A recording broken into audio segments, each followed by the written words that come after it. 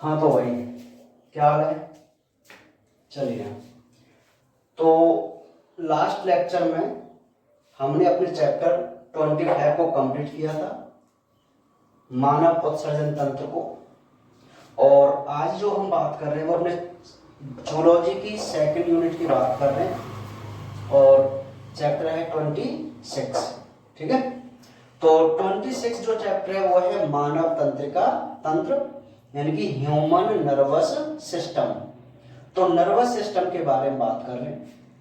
तंत्रिका तंत्र, तो सबसे पहले यही हमको पता होना चाहिए कि नर्वस सिस्टम यानी कि तंत्रिका तंत्र क्या होता है। तो इसकी एक छोटी सी परिभाषा है, ऐसा तंत्र जो शरीर के विभिन्न अंगों के कार्यों का सामंजस्य व नियंत्रण कर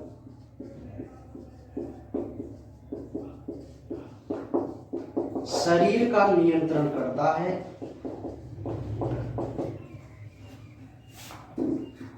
उसे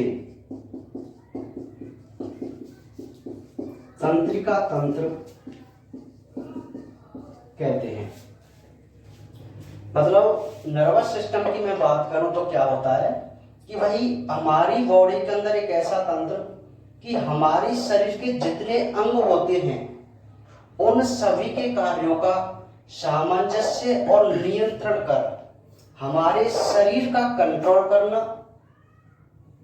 करता है। तो ऐसे तंत्र को हम क्या कहते हैं? तंत्रिका तंत्र कहते हैं। ठीक है, तो एक तो यह परिभाषा हो गई तंत्रिका तंत्र की। अब हम देखते हैं इसके टाइप, प्रकार। तो प्रकार की मैं बात करूं, ये 3 प्रकार का होता है। नर्वस सिस्टम, तंत्रिका तंत्र 3 प्रकार का होता है। फर्स्ट,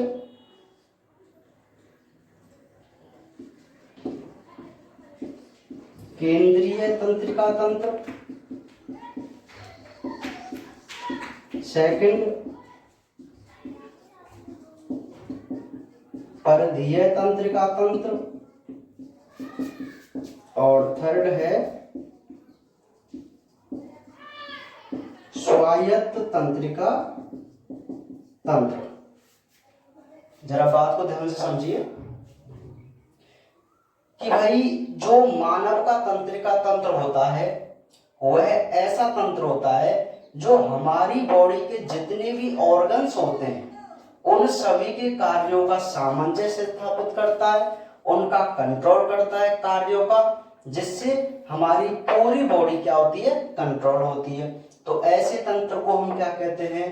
तंत्रिका तंत्र कहते हैं। बात समझ में आ गई? अच्छा, तंत्रिका तंत्र जो होता है वो है 3 प्रकार का होता है। पहला प्रकार केंद्रीय तंत्रिका तंत्र, सेंट्रल नर्वस सिस्टम, इसको कहते हैं CNS, सेंट्रल नर्वस सिस्टम। परिधीय तंत्रिका तंत्र यानी कि पेरिफेरल नर्वस सिस्टम, PNS। और तीसरा होता है स्वायत्त तंत्रिका तंत्र, ऑटोनोमिक नर्वस सिस्टम। तो हमारी जो तंत्रिका तंत्र है वो टोटल 3 टाइप्स का होता है, CNS, PNS और ANS। मुख्य जो हमको पढ़ रहे हैं CNS और PNS, मतलब पढ़ने तो तीनों ही है लेकिन जो मुख्य है वो हमारे CNS और PNS ही यहाँ पर भी है ना। जो स्वायत्त तंत्रिका तंत्र है इसको हम लास्ट में पढ़ेंगे, इसमें एक डिफरेंट वाला क्वेश्चन आता है। ठीक है, तो केंद्रीय तंत्रिका तंत्र की अगर हम बात करें तो आपको इतना ही समझना है कि इस तंत्र का निर्माण मस्तिष्क व मेरुरज्जु करते हैं। या मैं ये कहूं कि केंद्रीय तंत्रिका तंत्र में मस्तिष्क और मेरुरज्जु आते हैं। जो परिधीय तंत्रिका तंत्र है उसमें मस्तिष्क से क्रेनियल तंत्री कोशिका व मेरुरज्जु से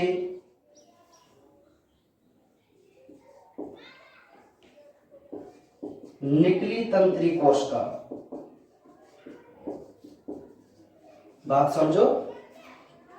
हाँ, जिनको हम स्पाइनल बोल सकते हैं, तंत्री कोशिका का नाम स्पाइनल हो सकता है, जैसे हमने यहाँ नाम लिख दिया तो इसको हम लिख देते हैं स्पाइनल।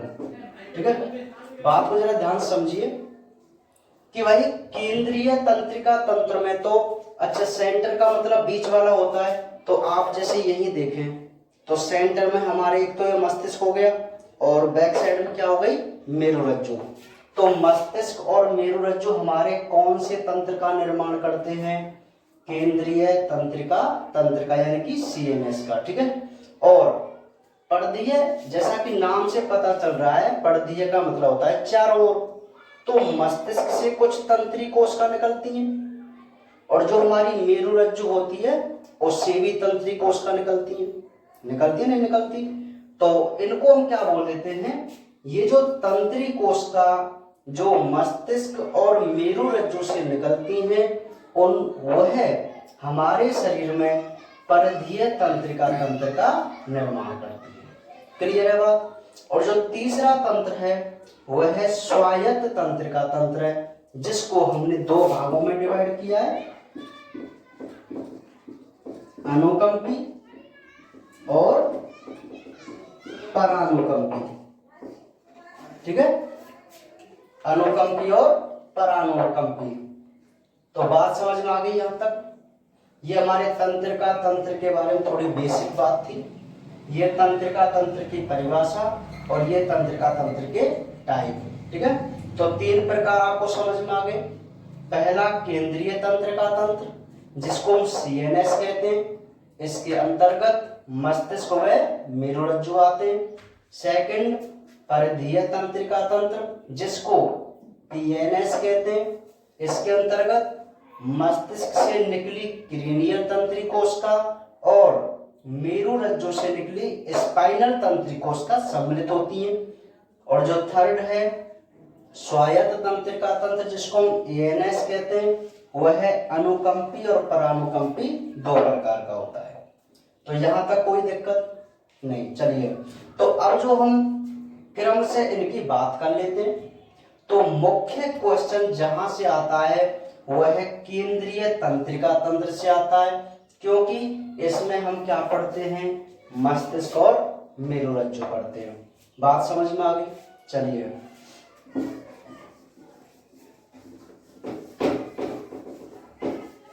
ठीक है, तो बात समझ में आ गई।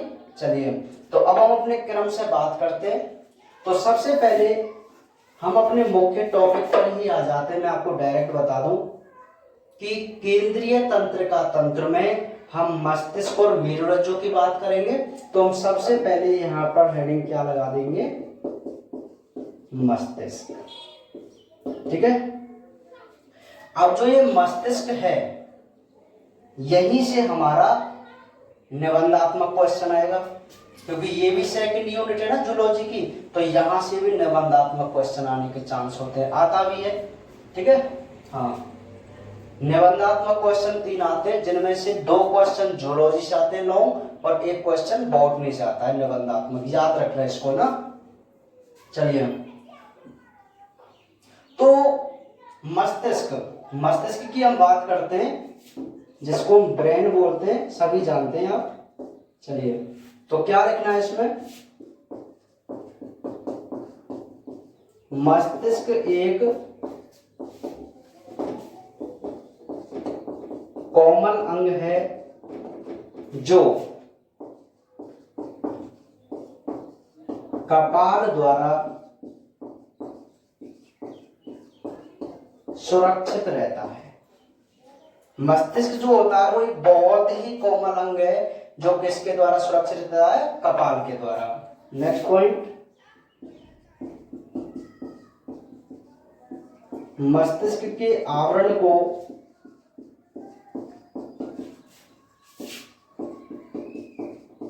मस्तिष्क आवरण कहते हैं। इंग्लिश में मेनिंजेस बोलते हैं, मेनिंजेस है ना, मस्तिष्क आवरण। इसमें इसको या मैं कहूं मस्तिष्क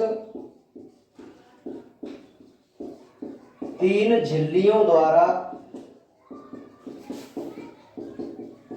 घिरा होता है,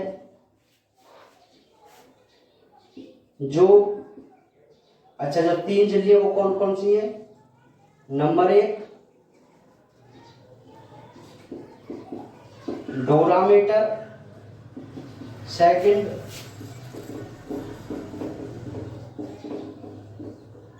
अरेक्नोइड और थर्ड पियामीटर। बात को जरा ध्यान समझिए। अभी जो बात कर रहे हैं वो मस्तिष्क के बारे में बात कर रहे हैं, और जो मस्तिष्क होता है वह है हमारे शरीर का एक कोमल अंग होता है, ठीक है। सबसे कोमल अंग होता है जो कपाल के द्वारा सुरक्षित रहता है, यानी कि इसको हम कपाल बोलते हैं। और इस कपाल का जो हड्डियों का बॉक्स है, इसके अंदर क्या है? हमारा मस्तिष्क है, ठीक है। तो मस्तिष्क के ऊपर जो आवरण होता है, जो इसका प्रोटेक्शन करता है, उसको मस्तिष्क आवरण बोलते हैं। इस मस्तिष्क आवरण में 3 झिल्लियां होती हैं। वो झिल्ली सबसे बाहर वाली डोरामीटर, जिसको हम धृढ़तानिका कहते हैं, अरेक्नोइड मैटर, और थर्ड होती है पियामेटर। तो ये 3 हमारी झिल्लियां होती हैं जो मस्तिष्क का क्या बनाती है? मस्तिष्क आवरण बनाती है, ठीक है। तो ये बात समझ में आ गई। चलिए, अब इसका जो वजन होता है वो लगभग 1350 ग्राम होता है। मस्तिष्क का जो वजन होता है वो कितना होता है? 1350 ग्राम होता है, ठीक है। तो यहां तक बात समझ में आ गई। तो इतना करने के बाद अब जो मस्तिष्क में हम इसके पार्टों के बारे में बात करेंगे, तो वही हमारे लिए बहुत ज्यादा इंपॉर्टेंट है, क्योंकि लास्ट एग्जाम में, इससे पहले एग्जाम में मस्तिष्क के एक भाग को पूछा गया था, ठीक है। प्राय मस्तिष्क वाले को भी बताऊंगा मैं। तो मस्तिष्क के बारे में ये पॉइंट आप लिख सकते हैं, नहीं लिख सकते हैं कि भाई मस्तिष्क एक कोमल अंग है जो कपाल द्वारा सुरक्षित रहता है, इसके आवरण को मस्तिष्क आवरण कहते हैं, और इसकी 3 झिल्लियों द्वारा घिरा रहता है, डोरामीटर, अरेक्नोइड और पियामीटर, ठीक है। और इसका जो वजन है वो कितना होता है? 1350 ग्राम होता है। बात समझ में आई कि नहीं आई? चलिए नेक्स्ट हम बात करते हैं इसी के भागों के बारे में। यही आपको ज्यादा मोस्टली समझना है। मस्तिष्क के 3 भाग होते हैं। जो मस्तिष्क होता है उसके 3 भाग होते हैं। नंबर 1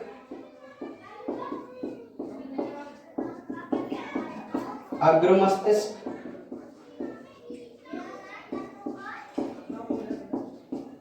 मध्य मस्तिष्क और पश्च मस्तिष्क, ठीक है। अग्र मस्तिष्क को हम क्या कहते हैं? फोर ब्रेन कहते हैं, इसको मिड ब्रेन कह सकते हैं, और इसको हिंड ब्रेन कहते हैं। अभी बात जो चल रही है वो मस्तिष्क के बारे में चल रही है, यहीं से लॉन्ग टाइम क्वेश्चन आता है, ठीक है। तो मस्तिष्क के बारे में हमने थोड़ा बेसिक पढ़ा था पहले, और अब जो हम पढ़ रहे हैं वो क्या पढ़ रहे हैं कि मस्तिष्क के 3 भाग होते हैं, या मैं ये कहूं कि मस्तिष्क को 3 भागों में बांटा गया है। पहला भाग अग्र मस्तिष्क, जिसको इंग्लिश में क्या कहते हैं? फोर ब्रेन कहते हैं। सेकंड भाग मध्य मस्तिष्क, जिसको मिड ब्रेन कहते हैं। थर्ड पश्चिम मस्तिष्क, जिसको हिंड ब्रेन कहते हैं। बात समझ में आई कि नहीं आई यहां तक? ठीक है, 3 भाग पता चल गया। तो अब हम क्या करेंगे? अब क्रम से हम इनका भी अध्ययन करेंगे। सबसे पहले आपको किसी भी लॉन्ग क्वेश्चन को हल करने के लिए आपको पहले उसकी हेडिंग पता होना चाहिए। और हेडिंग अभी क्या है भाई, मस्तिष्क चल रहा है, तो मस्तिष्क में आपको इतना पता होना चाहिए कि मस्तिष्क के 3 भाग हैं। पहला अग्र, दूसरा मध्य, तीसरा पश्च। या तो वो यहाँ से शॉर्ट में क्वेश्चन दे देगा आपके लिए कि भाई अग्र मस्तिष्क की संरचना को समझाइए व कार्यों को समझाइए, मध्य मस्तिष्क और इसी प्रकार पश्च मस्तिष्क। तो बात समझ में आ गई क्वेश्चन कैसे आ सकता है। तो अब हम क्रम से इनके बारे में अध्ययन करेंगे। तो सबसे पहले जो हम पढ़ेंगे वो किसके बारे में पढ़ेंगे, अग्र मस्तिष्क के बारे में। ठीक है भाई। तो फोरब्रेन देख लेते हैं क्या है कि यह मस्तिष्क का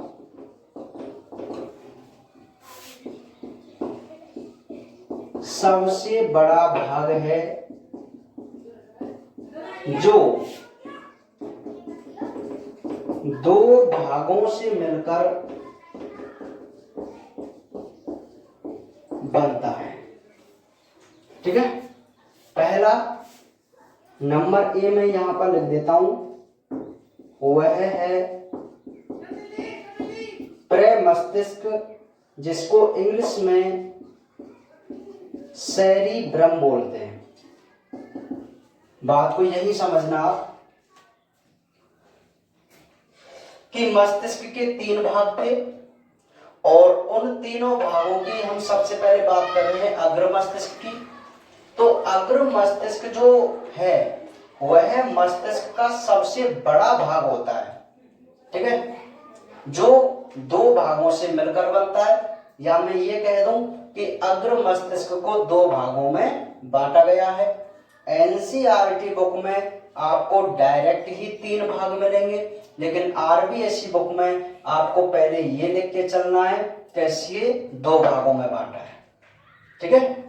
तो पहला जो भाग है वो प्रेमस्तिष्क है और सेकंड जो भाग है वह है डाइएनसेफेलॉन। बात समझो, पहला जो भाग है वो प्रेमस्तिष्क है जिसको सेरिब्रम बोलते हैं। दूसरा जो भाग है वह है डाइएनसेफेलॉन है, या उसको हिंदी में अग्र मस्तिष्क पश्च बोलते हैं। और इस डाइएनसेफेलॉन के 2 भाग होते हैं, एक तो थैलेमस और एक हाइपोथैलेमस। ठीक है। तो आपने 10th क्लास में और एनसीईआरटी बुक में यही पढ़ा है कि अग्र मस्तिष्क को 3 भागों में बांटा है, प्रेमस्तिष्क, थैलेमस और हाइपोथैलेमस।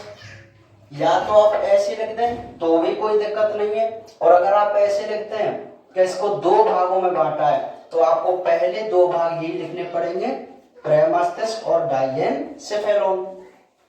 फिर प्रेमस्तिष्क के बारे में आप बताएंगे, और जब आप डाइएनसेफेलॉन के बारे में बात करेंगे तो इसको आप अगेन 2 भागों में डिवाइड करेंगे, पहला थैलेमस और सेकंड हाइपोथैलेमस। समझ में आ गई बात। प्रेमस्तिष्क, सेरिब्रम, डाइएनसेफेलॉन, थैलेमस और हाइपोथैलेमस। तो आप ऐसे समझ सकते हैं क्या इसको। हाँ, मैं कह रहा हूं ना, इसके हेडिंग आपको जरूर याद होनी चाहिए। तो प्रेमस्तिष्क और डाइएनसेफेलॉन, तो हम क्रम से सबसे पहले हम बात करेंगे किसके बारे में, प्रेमस्तिष्क के बारे में। ठीक है। और यही क्वेश्चन एग्जाम में पूछा गया था कि प्रेमस्तिष्क की संरचना समझाइए 2 नंबर में। 1 नंबर में क्वेश्चन आया था प्रेमस्तिष्क के 2 कार्य बताओ, और 1 नंबर का क्वेश्चन आया था मस्तिष्क का चित्र। तो टोटल 4 नंबर का क्वेश्चन। ठीक है।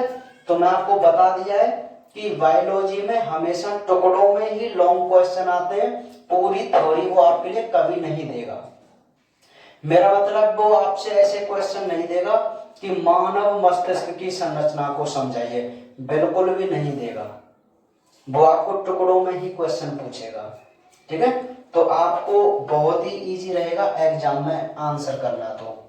तो जैसे अभी प्रेमस्तिष्क है, तो अभी हम इसके बारे में देख लेते हैं हमें क्या क्या लिखना है। तो देखिए, प्रेमस्तिष्क यह सब यह सबसे विकसित व बड़ा भाग है। प्रेम मस्तिष्क जो होता है वो सबसे विकसित व बड़ा भाग है जो दो गोलार्धों में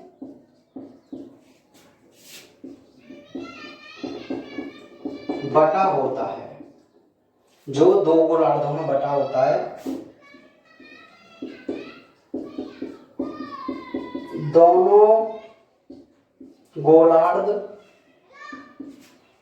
दोनों गोलार्ध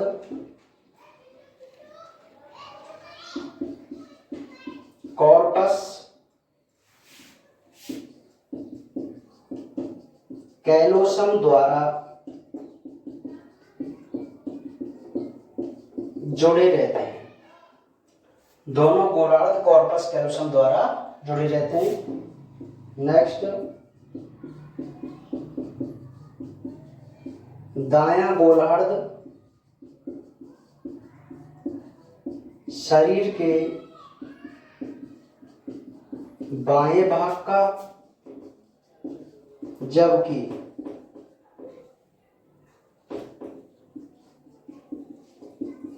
दायां गोलार्ध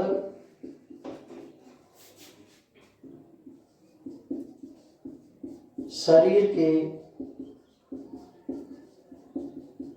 दाएं भाग का नियंत्रण करता है।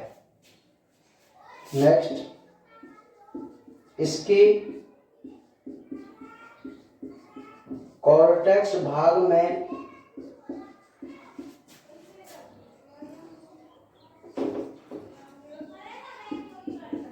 न्यूरॉन के कोशिकाएं होने से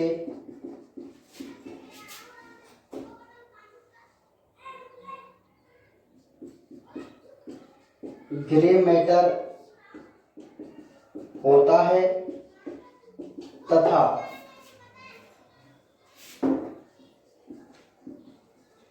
मेडुला में न्यूरॉन के एक्सॉन होने से व्हाइट मैटर होता है। ठीक है, तो प्रेम मस्तिष्क में जो हमने संरचना की बात करनी है वो केवल यही पॉइंट हमको लिखने हैं। ठीक है, तो एक बार मैं आपको बता देता हूं कि सेरिब्रम जो है वह मस्तिष्क का सबसे विकसित और बड़ा भाग होता है, जो दो गोलार्धों में बटा होता है, और जो दोनों गोलार्ध हैं वह कॉर्पस कैलोसम द्वारा जुड़े रहते हैं।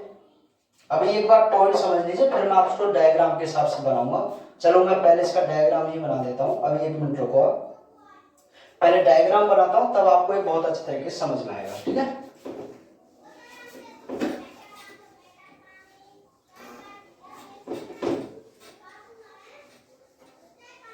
हल्का सा इसका डायग्राम देख लेते हैं।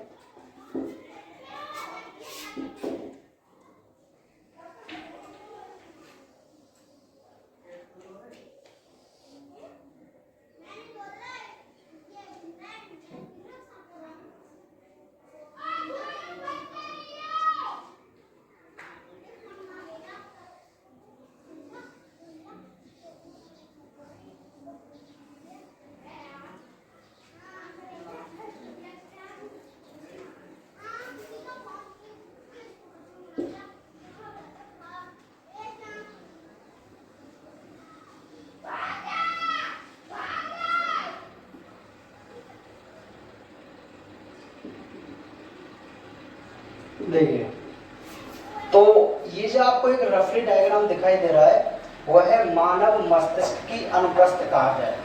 ठीक है, अनुप्रस्थ काट में आपको ये बताऊं, ये जो आपको डायग्राम दिखाई दे रहा है वह है एक अनुप्रस्थ काट है।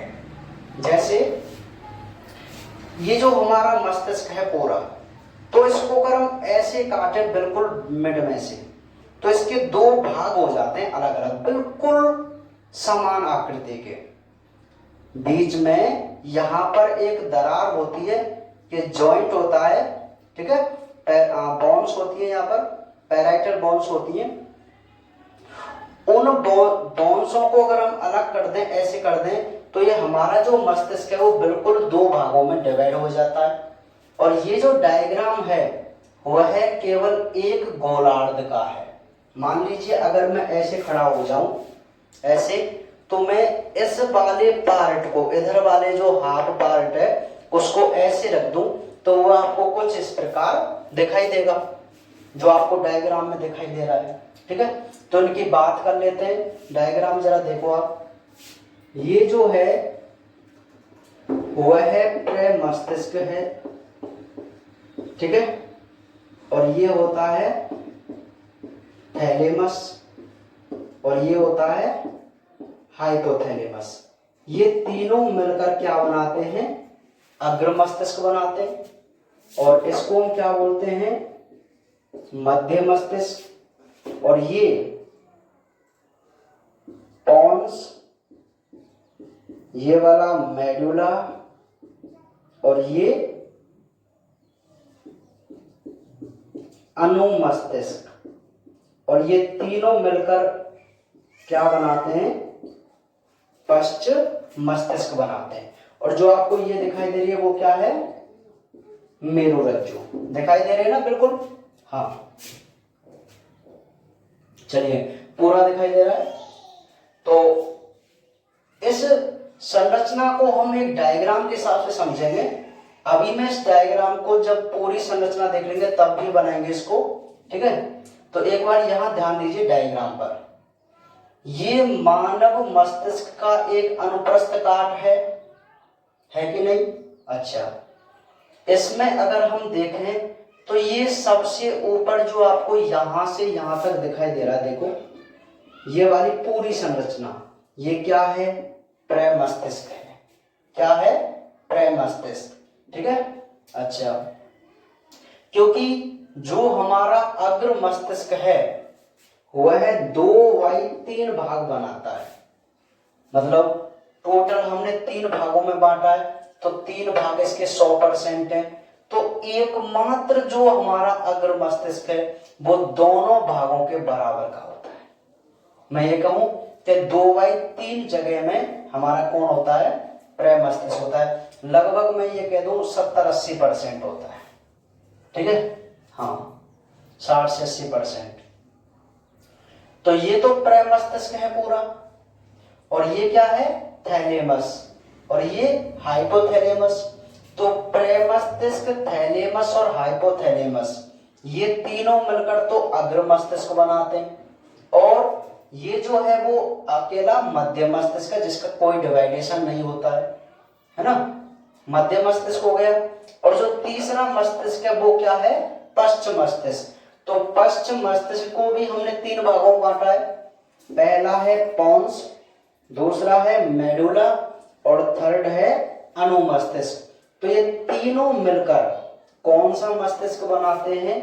पश्चिम मस्तिष्क बनाते हैं। और ये जो दिखाई दे रही है आपको वो कौन है? हमारी मेरुरज्जु। समझ में आ गई बात? नहीं आई? आप देखिए, इस मस्तिष्क से पीछे की तरफ मेरुरज्जु जुड़ती है कि नहीं जुड़ती? जुड़ती है ना। हाँ, तो जब से हमारी जो बात सेरिब्रम की चल रही है, प्रमस्तिष्क की चल रही है, तो मैं इसमें क्या कह रहा हूं कि भाई प्रमस्तिष्क सबसे बड़ा भाग है। बताओ है कि नहीं? ठीक है। इसके 2 गोलार्ध होते हैं, तो एक गोलार्ध ये रहा, और दूसरे गोलार्ध को अगर आप ऐसे रख देंगे तो आपका पूरा मस्तिष्क बन जाएगा। बनेगा कि नहीं बनेगा? तो प्रमस्तिष्क के दोनों गोलार्ध हुए कि नहीं हुए? अच्छा, तीसरा पॉइंट कि जो दोनों गोलार्ध हैं वह एक संरचना द्वारा जुड़े रहते हैं, जिस संरचना को हम क्या कहते हैं? कॉर्पस कैलोसम कहते हैं। बहुत मोस्ट क्वेश्चन है ये नीट एग्जाम के लिए, ठीक है। देखो, यहां पर आप एक भाग और रखेंगे मस्तिष्क का, ठीक है। तो इस दोनों भागों को जो संरचना जोड़ेगी बीच में, तो वह संरचना बताओ कौन सी होगी? कॉर्पस कैलोसम होगी। तो क्या कह रहा है ये कि दोनों गोलार्ध कॉर्पस कैलोसम द्वारा आपस में जुड़े रहते हैं। नेक्स्ट पॉइंट, अब ये बहुत मुख्य पॉइंट है कि भाई दायां गोलार्ध शरीर के बाएं भाग का और बायां गोलार्ध शरीर के दाएं भाग का कंट्रोल करता है। इस पॉइंट को आप समझने की कोशिश कीजिए। देखो भाई, ये हमारा दायां गोलार्ध है इधर वाला, और इधर वाला बायां गोलार्ध है, ठीक है। तो होता क्या है कि हमारे पूरी बॉडी का कंट्रोल कहां होता है? मस्तिष्क के अंदर। तो मस्तिष्क से जो तंत्री कोशिका निकलती हैं वही तो कंट्रोल करती हैं पूरे बॉडी को, है ना। तो दाएं गोलार्ध से जब तंत्री कोशिका निकलती हैं तो हमारे मस्तिष्क में एक ऐसा स्थान होता है जहां से दोनों जो तंत्र, जैसे एक बात समझो आप, मैं यहां पे बनाऊं कि दाएं भाग से ये तंत्रिका आ रही थी और बाएं भाग से ये तंत्रिका आ रही थी, तो एक स्थान पर ये इस प्रकार हो जाती है ऐसे। बात समझ में आई कि नहीं आई? एक यहां पर गोला छिद्र होता है जहां से पूरी तंत्रिका कोशिका निकलती है। तो इस छिद्र से जो बाएं भाग की तंत्रिका कोशिका है वो तो दाएं भाग की तरफ चली जाती हैं, और दाएं भाग की जो कोशिकाएं होती हैं वो बाएं भाग की तरफ चली जाती है। मतलब अल्टरनेट हो गए ना, मतलब चेंज हो गए, एक्सचेंज हो गए। बाएं भाग की कहां चली गई? दाएं भाग में, और दाएं की कहां चली गई? बाएं भाग में। तो इससे क्या मतलब आप लगाओगे कि भाई दायां गोलार्ध शरीर के बाएं भाग को कंट्रोल करता है, जबकि बायां गोलार्ध शरीर के दाएं भाग को कंट्रोल करता है। बताओ इस पॉइंट का मतलब समझ में आया कि नहीं आया? यह प्रेमस्तिष्क की संरचना है जो कि बहुत इजी, आपको कुछ पॉइंट याद रखने हैं कि भाई ये सबसे बड़ा भाग होता है जो दो गोलार्धों में बटा होता है। दोनों गोलार्ध किससे जुड़े रहते हैं? कॉर्पस कैलोसम से जुड़े रहते हैं। नेक्स्ट, दायां गोलार्ध शरीर के बाएं भाग का, जबकि बायां गोलार्ध शरीर के दाएं भाग का नियंत्रण करता है। और अब ये पॉइंट और आप समझना, ये बहुत इंपॉर्टेंट पॉइंट है ये। तो यहां तक तो आपको डायग्राम के हिसाब से समझ में आ गया। अब इसको देखो कि इसके कॉर्टेक्स भाग में न्यूरॉन के कोशिका का होने से, अच्छा इस पॉइंट को आप बारीकी से समझो। आपको मैंने 11वीं क्लास में तंत्री कोशिका की संरचना समझाई थी न्यूरॉन की। एक मैं रफली डायग्राम यहां पे बना दूं, बेसिक, ठीक है। एक बेसिक डायग्राम मैंने यहां पे बनाया है। तो ये एक तंत्री कोशिका हम मान लेते हैं। तो ये क्या थी भाई? दुर्मिका। ये साइटोन यहाँ की कोशिका का है, और ये एक्सोन तंत्रिकाक्ष था नहीं, है ना, पढ़ा था हमने 11वीं क्लास में। अब जरा बात को ध्यान से समझो। अच्छा, कॉर्टेक्स भाग में आपको कई बार बता चुका हूं कि आउटर जो भाग होता है बाहर का वो कॉर्टेक्स होता है, और जो इनर भाग होता है वो मेडुला होता है। तो ये जो मस्तिष्क का गोलार्ध है या प्रेमस्तिष्क है, तो यहां, अब भाई मस्तिष्क है तो यहां तो तंत्री कोशिकाओं का जाल बिछा हुआ है ना, तंत्री कोशिकाओं का जाल बिछा हुआ है। तो कॉर्टेक्स भाग की तरफ तंत्री कोशिका के क्या होते हैं? साइटोन। क्या होते हैं? साइटोन। मैं यहां पर इसको रफ करके देखो, ये मान लेते हैं यहां तक कॉर्टेक्स भाग है और ये मेडुला भाग है। तो इस भाग में तंत्री कोशिकाओं के क्या थे?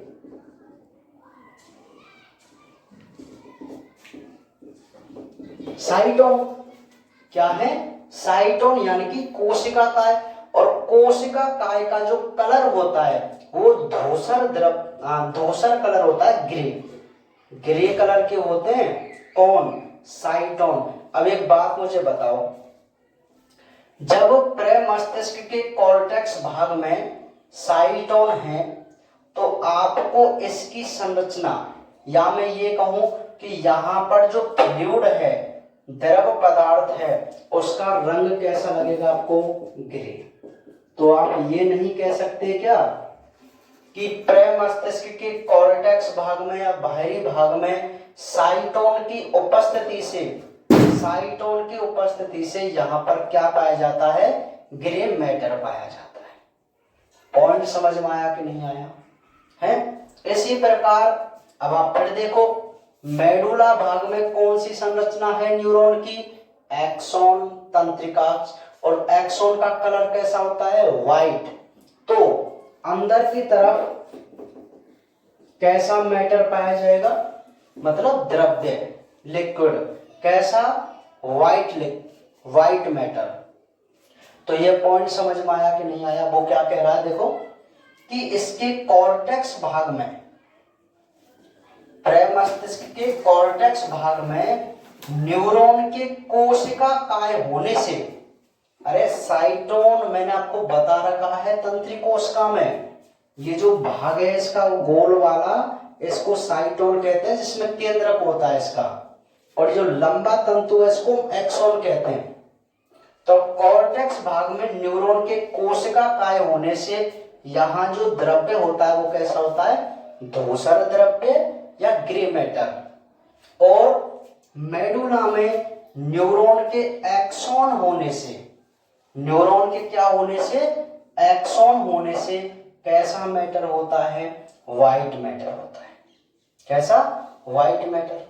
तो ये आपको संरचना समझ में आई कि नहीं आई प्रमस्तिष्क के बारे में? देखो बहुत सिंपल पॉइंट मैंने आपको यहाँ लिखा है कि भाई सबसे बड़ा भाग होता है, दो गोलार्धों में बटा होता है, दोनों गोलार्धों को कौन जोड़ता है, कॉर्पस कैलोसम जोड़ता है, और दायां गोलार्ध बाएं को, बायां गोलार्ध दाएं को कंट्रोल करता है। और कॉर्टेक्स भाग में न्यूरॉन के कोशिका काय होने से ग्रे मैटर, जबकि मेडुला में न्यूरॉन के एक्सोन होने से व्हाइट मैटर यहाँ पर पाया जाता है। तो बताओ संरचना कर सकते नहीं कर सकते? यही क्वेश्चन 2 नंबर का आया था। देखो इतना सा ही लिखना था आपको केवल, तो आप आराम से लिख सकते नहीं लिख सकते? तो ये तो है प्रमस्तिष्क की संरचना। अब हम इसके क्या देख लेते हैं, कार्य। तो इसके जो कार्य है वो भी बहुत इंपॉर्टेंट है। कार्य की बात करूं तो फर्स्ट कार्य यह है मानसिक कार्य, जैसे तर्क करना, सोचना, विचारना, याद करना आदि को नियंत्रित करता है। सेकंड, ज्ञानेंद्रियों से प्राप्त सूचना का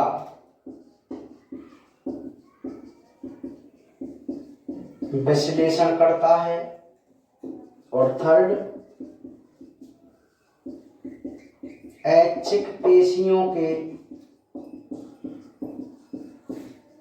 संकुचन को प्रारंभ करता है। बात को जरा ध्यान समझो। मैंने आपको पहले ही बता चुका है कि लास्ट ईयर एग्जाम में ये क्वेश्चन पूछा गया था।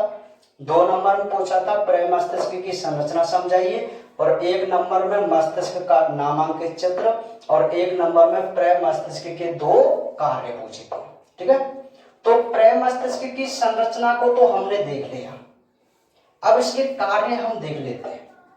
तो बहुत ही मुख्य इसके कार्य होते हैं। देखो कि प्रमस्तिष्क जो होता है वह हमारे मानसिक कार्य, मतलब जिनको हम दिमाग से करते हैं, और दिमाग की जब बात आ जाती है तो सोचने वाली बात आ जाती है ना।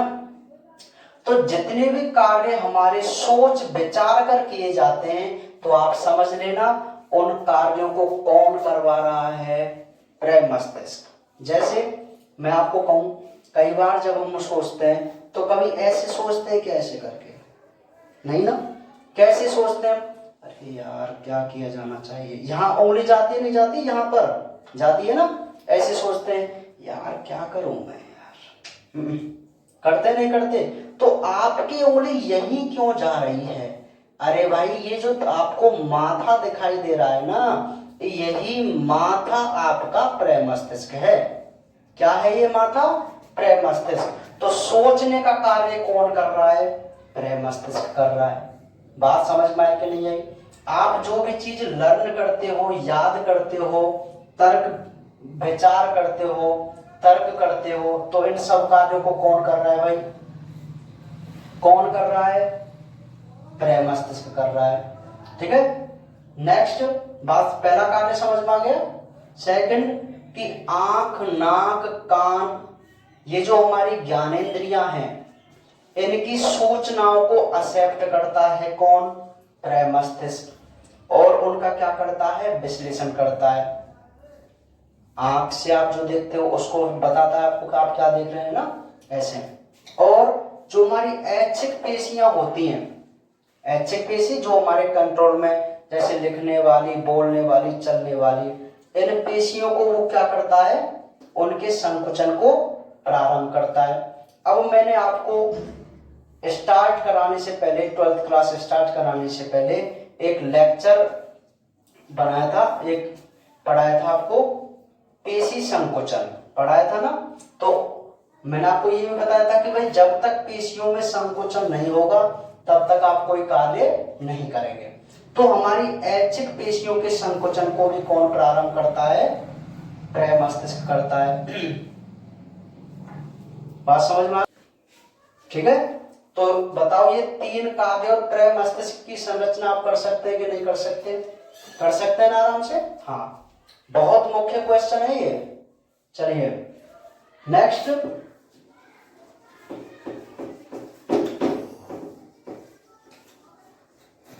तो अग्र मस्तिष्क का पहला पार्ट जिसको हम प्रमस्तिष्क कह रहे हैं, उसकी संरचना हमने कर ली, बहुत अच्छी तरीके से आपको समझ में आ गई होगी। देखो सबसे बड़ा भाग है, दो गोलार्ध होते हैं, दोनों को कॉर्पस कैलोसम जोड़ता है। ठीक है, एक में दायां गोलार्ध बाएं भाग का, बायां गोलार्ध दाएं भाग को कंट्रोल करता है। और एक आप मैटर के बारे में बता देंगे कि कॉर्टेक्स भाग में साइटोन से ग्रे मैटर और एक्सोन से व्हाइट मैटर। तो बस इतनी सी तो बात है। और एक बात मैं आपको बता दूं कि हमारा जो प्रमस्तिष्क होता है उसमें गिरान पिंड होते हैं, गिरान पिंड जो हमें गंध का ज्ञान कराते हैं, और फैक्ट्री बल्ब जिनको बोलते हैं गंध का ज्ञान। तो गंध का ज्ञान भी कौन कराता है, हमारा प्रमस्तिष्क कराता है। तो बात समझ में आ गई प्रमस्तिष्क की। चलिए सेकंड अब हम बात करते हैं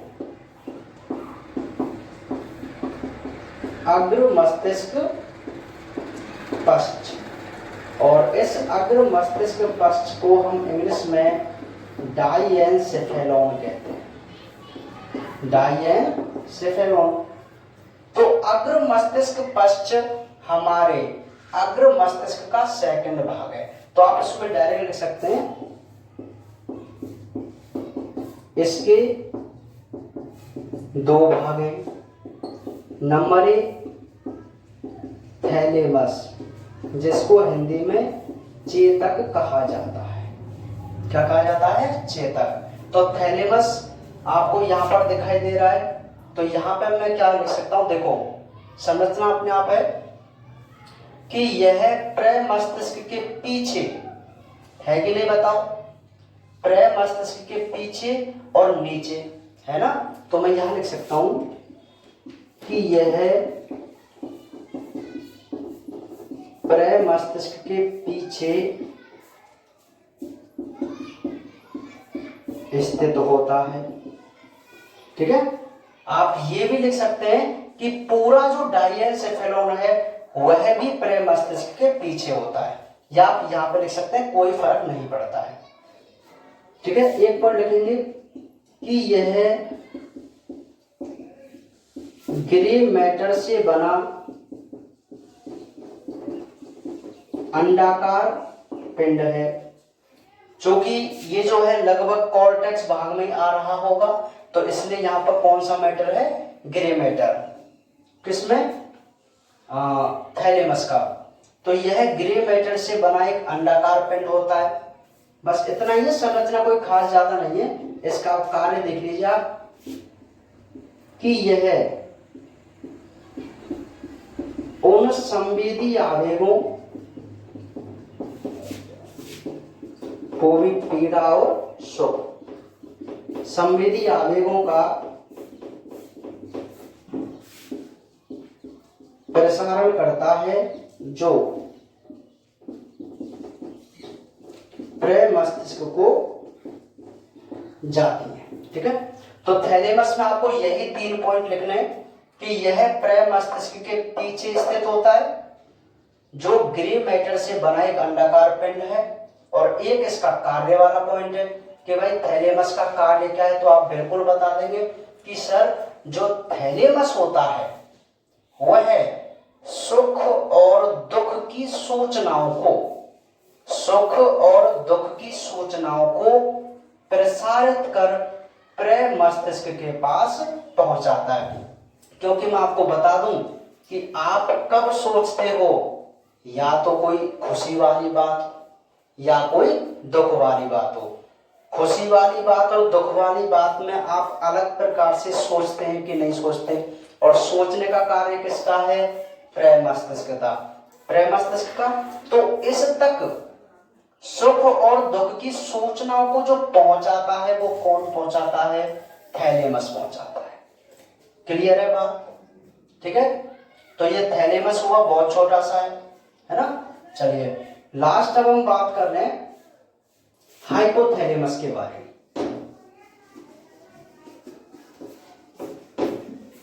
हाइपोथैलेमस, इसके कार्य बहुत इंपॉर्टेंट है।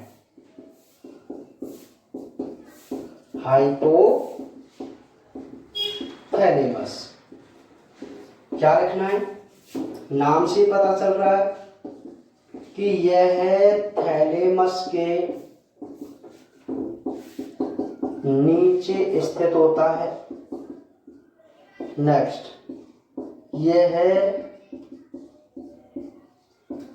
प्रेरित व्यवहार जैसे नींद, प्रेम, घृणा, काम भावना, भूख, प्यास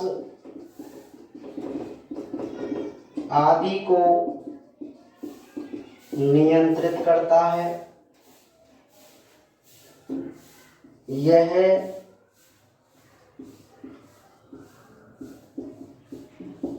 पीयूष ग्रंथि शरीर का तापमान व रुधिर दाब का भी नियंत्रण करता है। तो ये जो अग्र मस्तिष्क का जो थर्ड पार्ट है, जिसको हम क्या कह रहे हैं, हाइपोथैलेमस कह रहे हैं। तो ये हाइपोथैलेमस क्या है भाई, ये वाला हाइपोथैलेमस है, तो ये किसके नीचे प्रेजेंट है, थैलेमस के नीचे। तो एक पॉइंट तो हमारा यही हो जाएगा कि यह थैलेमस के नीचे स्थित होता है। फिर आप इसका कार्य देख लीजिए। हाइपोथैलेमस का बहुत इंपॉर्टेंट रोल होता है हमारी बॉडी में। वो क्या है कि ये जितने भी हमारे प्रेरित व्यवहार हैं, मतलब सामान्य व्यवहार जैसे भूख लगना, प्यास होना, नींद आना, घृणा होना, प्रेम होना, है ना, हमारी जो काम भावना है, उन सभी को ये क्या करता है, कंट्रोल करता है। कौन, हाइपोथैलेमस। कंट्रोल का मतलब है उनका ज्ञान कराता है और हमें तैयार करता है कि उन कार्यों के लिए हमें क्या करना चाहिए, आप इस कार्य को कैसे करेंगे।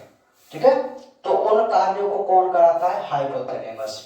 इसके अलावा जो हाइपोथैलेमस है वो हमारी पीयूष ग्रंथि पर भी कंट्रोल करता है। तो इस चीज को भी हम जो 29 चैप्टर में बहुत अच्छे तरीके से पढ़ेंगे। और इसके अलावा हमारी बॉडी के टेम्परेचर को, बहुत मुख्य बात है ये कि हमारे शरीर के तापमान को नियंत्रित कौन सा भाग करता है, मस्तिष्क का हाइपोथैलेमस करता है। और ब्लड प्रेशर का भी कंट्रोल करता है, ब्लड प्रेशर का कंट्रोल और भी करते हैं। ठीक है, तो ये जो बात आपको समझ में आ गई। तो ये जो हमारी बात हुई है आज के इस लेक्चर में वो नर्वस सिस्टम के बारे में है। और नर्वस सिस्टम में हमने अपने लॉन्ग क्वेश्चन को स्टार्ट कर दिया है। क्वेश्चन था मस्तिष्क की संरचना, और मस्तिष्क की संरचना में हमने उसके 3 भाग पढ़े, अग्र मस्तिष्क, मध्य और पश्च। और हम कौन से भाग में चल रहे थे, अग्र मस्तिष्क में।